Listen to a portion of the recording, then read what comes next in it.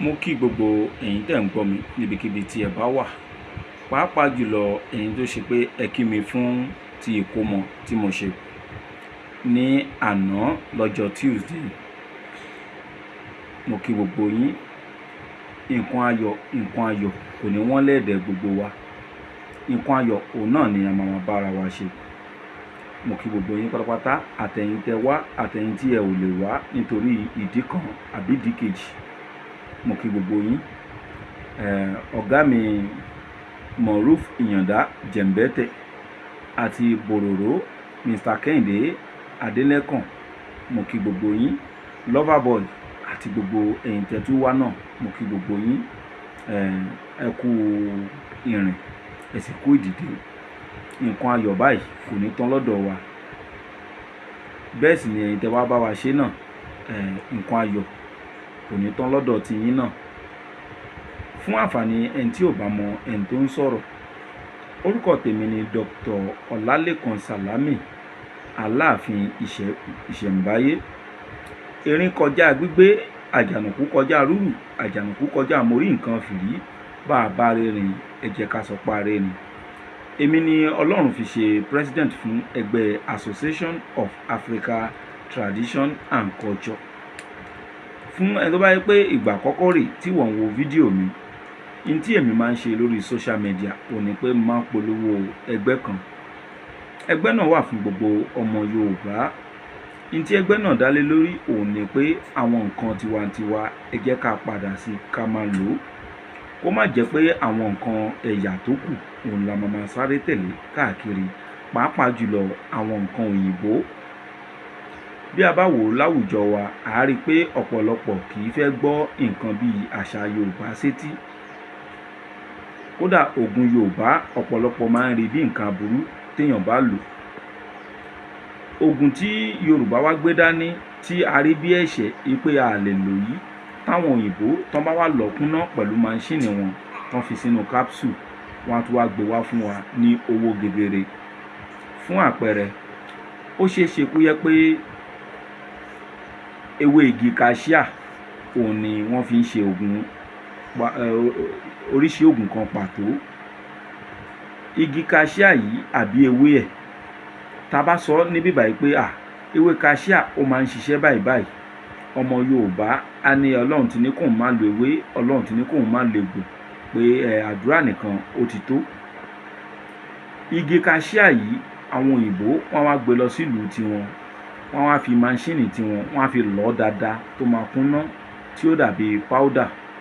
Wọ́n wá kó sínú capsule. Tó bá kó sínú capsule, bóyá igi yìí tá a bá gun níbí báyìí wọ́n ń tà fún wa ní 100 naira. La sọ pé kò dáa pé ká rà nítorí pé ẹ̀ṣẹ̀ ni. Àwọn òyìnbó á wá gbé wá padà, wọ́n á wá tà ní 1500 naira ike kan tí kò lè ju 200 naira lọ níbí báyìí.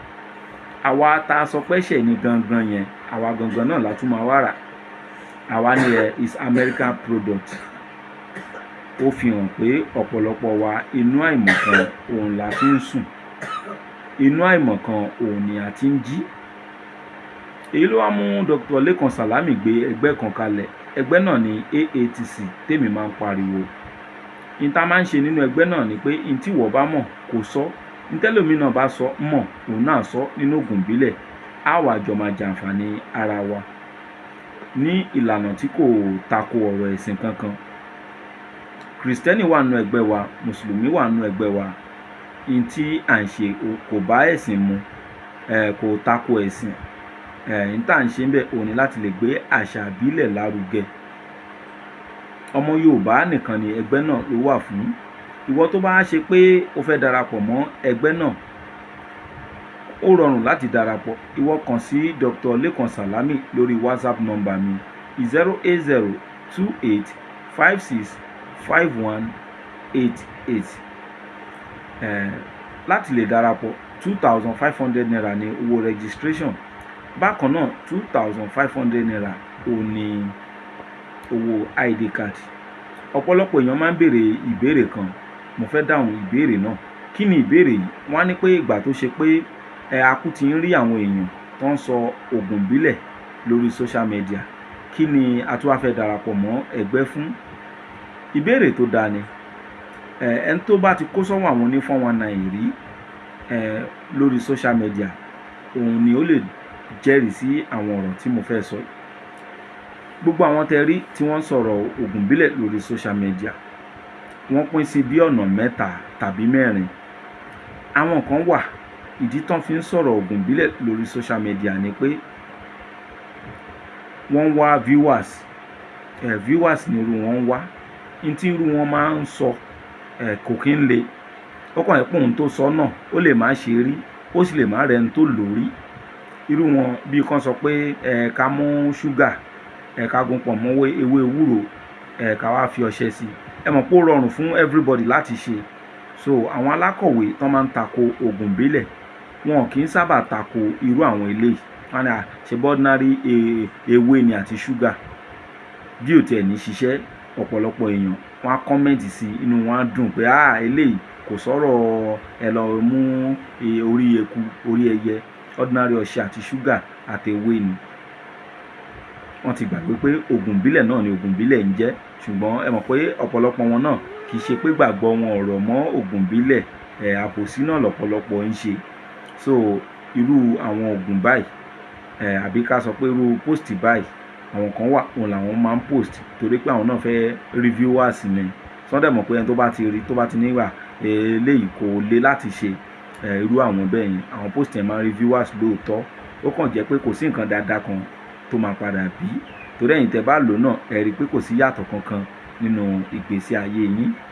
Àwọn kan wà, bóyá ó ṣọṣẹ kan pamọ́ ó fẹ́ tà, torí ẹ̀ ló ṣe ń ṣe irú àwọn fídíò báyìí. Tó bá ṣe débi kan á ní ọṣẹ yẹn ó wà fún títà, ẹ pè nọ́mbà báyìí báyìí, ẹ ti mọ̀ pé ọṣẹ ni irú ẹni báyìí ń tà.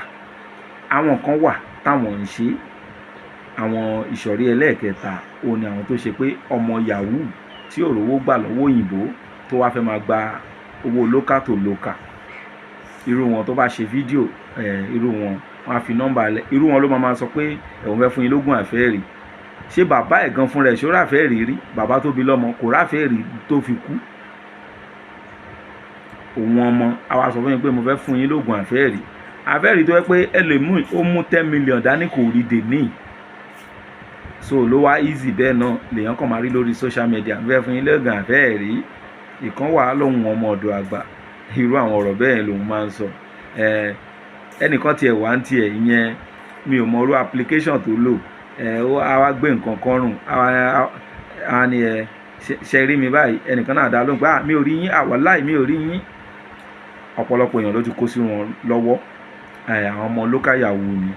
So Dr. Lekan Salami ó wá yàtọ̀ sí gbogbo àwọn nǹkan tí a ti kà sílẹ̀ yìí. Ẹgbẹ́ tí a gbé kalẹ̀ láti gbé àṣà ìbílẹ̀ Yorùbá lárugẹ ni, kì í ṣe ọ̀rọ̀ pé ká lè rí viewers. So àwọn tó bá ń wo àwọn fídíò yìí kan rí pé oríire ló jẹ́. Ọlọ́run fúnra ẹ̀ ló fẹ́ ràn wọ́n lọ́wọ́, ló fi direct wọn kàn máa rí fídíò Dr. Lekan Salami. Ìwọ tó bá ṣe pé orí fídíò yìí, gbìyànjú kó subscribe sí channel yìí. Tó bá subscribe sí channel yìí, ìwúlò ara ẹ̀ ni. Ibi tó ti wúlò ni pé tí n bá ti ń ṣe àwọn fídíò, ẹ lè máa rí pé Aláàfin Ṣẹ̀ǹbáyé ó tún ti release fídíò kan. Torí pé ọ̀rọ̀ Dr. Lekan Salami àtàṣírí tó ń sọ ó dàbí ẹyin ni. Torí ẹ̀rí tẹ́lómi bá máa pè ní á ní tinú ẹyin one. Ìdí ni pé ẹyin ó ní inú, ó ní ìta. Gbogbo àwọn fídíò tá à ń rí lórí social media, ìta ni. Ṣùgbọ́n tinú ẹyin gangan, ẹnu Dr. Lekan Salami òun lẹ ti lè gbọ́. Ọ̀pọ̀lọpọ̀ tẹ́rí tó ń ṣe fídíò tó ní babaláwo lòun, in tó ṣe sọ ló ń sọ o. In tóun fi ń jẹun kò ní sọ fún yín. Kò sì ní wù kẹ́ lọ ṣe fúnra yín, kẹ́yìn náà kẹ́ wá di ẹni tó mọ̀ nípa ẹ̀. Ẹ kọ́kọ́ níyẹn lọ́kàn. Torí ẹlòmíì á ní tó bá ráwọn fídíò yẹn, bàbá àgbàlagbà ni bàbá yẹn lórúkọ, èèyàn lórúkọ ò túmọ̀ sí pé òótọ́ ló ń sọ. Bí bàbá mi ṣe ṣeré, tí mo jogún bá, ó lè jẹ́ rubbish ni bàbá ẹ̀ ṣe tó náà jogún bá. Ṣùgbọ́n Dr. Lekan Salami ń sọ bí ó ṣe wà gangan láti dáadáa ilẹ̀ Yorùbá, n tó fi yàtọ̀ sí gbogbo àwọn èèyàn nìyẹn. Ẹ bá yẹ kí n fún wa ní iṣẹ́ kan, ìwọ náà kọ sínú ìwé kó dán wò, kó wá rí pé pátákó ó yàtọ̀ sí páálí, bẹ́líìtì ó yàtọ̀ sí bàǹtẹ́, fàálì ó yàtọ̀ sí fáìlì, ìwọ náà wàá rí.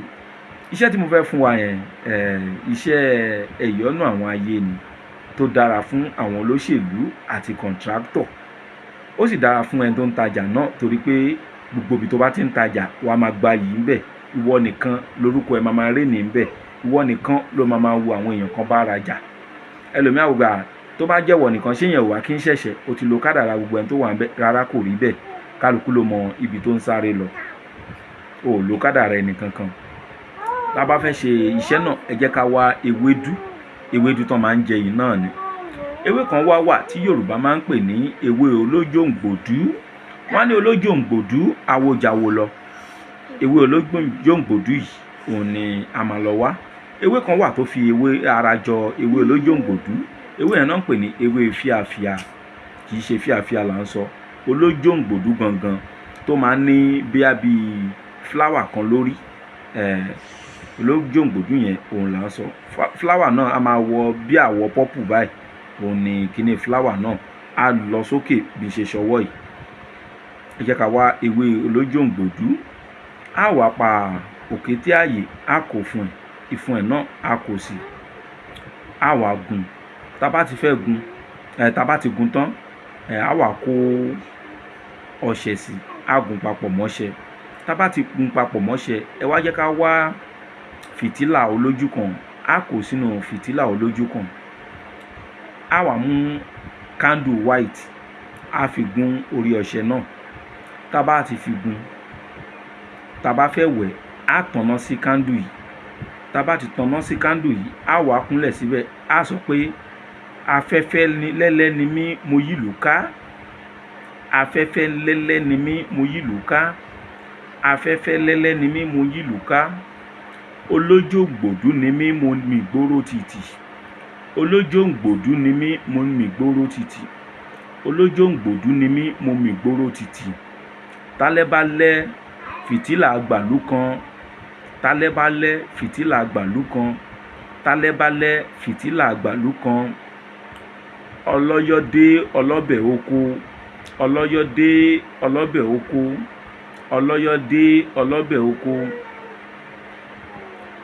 Oṣó ilé ni, àjẹ́ ilé ni, ọ̀rọ̀ mi kà ṣàì máa yọ́ mọ́ wọn níkùn.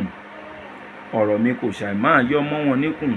Oṣó ilé ni, àjẹ́ ilé ni, ọ̀rọ̀ mi kò ṣàì máa yọ́ mọ́ wọn níkùn. Èmi lágbájá, ọmọ lágbájá, gbogbo aburú táyé bá ń rò mí, kán má lè fi ṣaburú fún mi. Ọ̀rọ̀ mi kò ṣàì máa yọ́ mọ́ wọn níkùn. Ọ̀rọ̀ mi kò ṣàì máa yọ́ mọ́ wọn níkùn. Gbogbo àwọn tán bá ń rí mi níbi tí mo ti ń tajà, níbi tí mo ti ń ṣiṣẹ́, gbogbo aburú tán bá ní lọ́kàn sí mi kò ṣàì máa yọ́ mọ́ wọn níkùn. Kí n gba yìí, kí n yílù ká. So iṣẹ́ yìí wọ́n máa ń lò láyé àtijọ́. Ó máa ń fúnni ní òkìkí níbi iṣẹ́ tá bá ń ṣe. Tó bá ti di pé a ti sọ gbogbo àwọn kinní ìtàn, á wá bu díẹ̀ lára ọṣẹ yìí, á lọ fi wẹ̀. Tá bá ti fi ọṣẹ yìí wẹ̀, tá bá dé láti balùwẹ̀, á wá fi ọwọ́ á fi pa iná candle. Kì í ṣe pé a máa fẹ́ atẹ́gùn sí pé kó kú. Wọn kì í pa bẹ́ẹ̀. Ọwọ́ ni á fi pa. Ìwọ tó kọṣẹ́ yìí sílẹ̀, tó bá ṣe ń ṣe pẹ̀lú àṣẹ Ọlọ́run, ọba tó dá ewé, ọba tó dá egbò, á jẹ́ kó máa rí bó bá ṣe fẹ́.